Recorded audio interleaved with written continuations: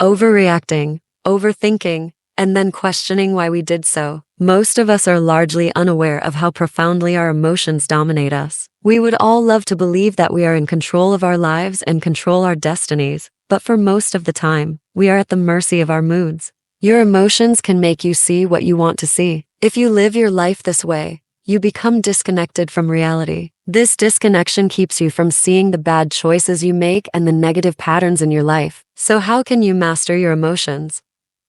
You need to understand that humans are primarily irrational. Rationality is not something that comes naturally to most of us. Instead, rationality is a superpower that you must cultivate. It will help you counteract your emotions. Instead of reacting, you will learn to think and pay attention to reality and not just your feelings. What is rationality? Rationality is the aspect of being sensible and making decisions based on intelligent thinking rather than on emotion. So how can you cultivate rationality? The simplest tip that you can practice every day is to never react in the moment. What does this mean? For most of us, when something happens, we are swept by a wave of emotions, be it joy, anger, or terror. Now, for most people, what they do is react based on that sweeping wave of emotion. But rationality demands that you pause for a moment and not make decisions when under the influence of strong emotions. Cultivating rationality is important in emotional intelligence and maturity. Let's explore 5 different ways to cultivate rationality. Number 1. Understand cognitive biases. A cognitive bias is a systematic error in thinking that occurs when people process and interpret information based on their decisions and judgments. A cognitive bias refers to a consistent deviation from standard or rational judgment, as people shape their own subjective reality based on how they interpret information. An individual's perception of reality, rather than the actual input, influences their actions and decisions. In the early 1970s, Amos Tversky and Daniel Kahneman conducted a study to understand how people make decisions given their limited resources. The researchers found that people make decisions based on inferences and mental representations. Tversky and Kahneman coined the term cognitive bias to describe people's systematic yet flawed patterns of responses to judgment and decision problems. Cognitive biases are mental shortcuts that our brains take, but they often lead us astray. For example, confirmation bias happens when we look for information that confirms our pre-existing beliefs and ignore information that contradicts them. For instance, when your favorite celebrity is feuding with another, you are likely to seek information that paints them in a positive light while dismissing any information that paints them in a negative light. Learn to become aware of these biases and you will have achieved the first step towards overcoming them and mastering your emotions. Number 2.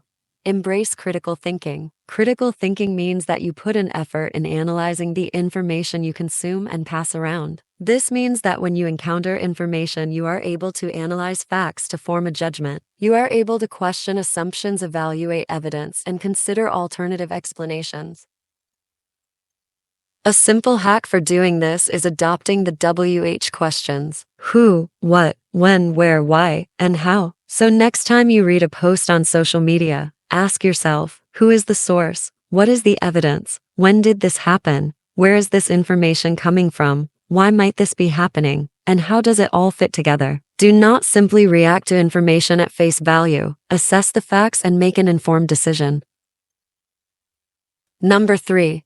Recognize inflaming factors. The third step to mastering your emotions and becoming rational is to recognize what Robert Greene calls inflaming factors. In the book, The Laws of Human Nature, Robert Greene talks about inflaming factors which give rise to high-grade emotions. For instance, that person that constantly gets under your skin or that particular activity that causes your emotions to go into overdrive is your inflaming factor. We can recognize inflaming factors in ourselves and in others by recognizing a behavior that is emotionally intense and causes our mind to tunnel into that emotion. According to Robert Greene, some trigger points are: 1. Sudden gains or losses. These can act as inflaming factors. Sudden gains eclipse the wisdom that success takes work, and we forget the role of luck in this overnight win. Sudden losses can also turn us pessimistic, making it difficult to rise up. It is important to always remember not to make decisions in the heat of the moment. 2. Rising pressure. As an inflaming factor, rising pressure can affect your rationality. Very few of us can work well under pressure. Rising pressure always leads to emotional leakage, causing sudden increases in anger issues, sensitivity, and disproportionate fears. Always monitor yourself and recognize when rising pressure starts getting to you and then detach accordingly. 3. Trigger points from early childhood are also inflaming factors. These can be identified as childish behaviors that are out of character and centered on a particular emotion, such as fear of failure, fear of losing control, the need to be right, and so on.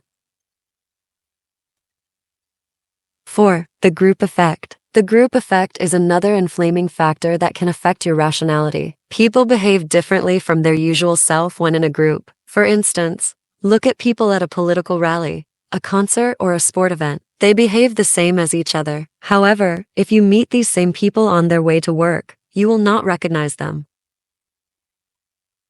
Politicians and influencers are able to use group effect to stir certain feelings from their followers, such as a sense of urgency, a sense of panic, or outrage. This collective emotion is how cults are formed. Watch out for these factors and how they affect your emotions. Step 4 of cultivating rationality. Know yourself. It is difficult to master your emotional self and bring out the rational you if you do not know yourself. In The Art of War, Lao Tzu says,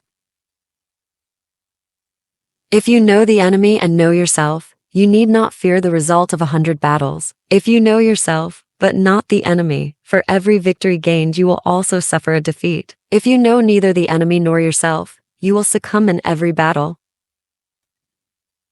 You need to know yourself so that you are aware of how your emotional self dominates you. To do this, pay attention to your actions under stress. You may not be able to catch yourself when overreacting, but reflecting on your choices can help you see how your emotions influence those decisions at the time.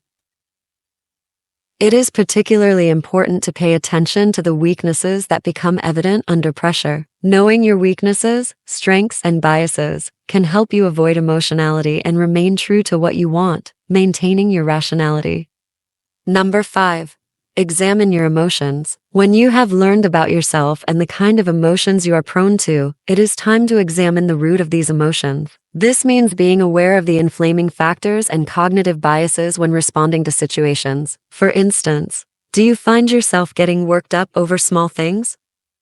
It is time to dig deeper and find out the root beneath the anger. More often than not, anger will be a filler emotion, and if you dig deeper, you will find envy, injured pride, or fear as the root of the anger. Learn to observe your intense emotions from a neutral or even humorous position and you will have learned detachment.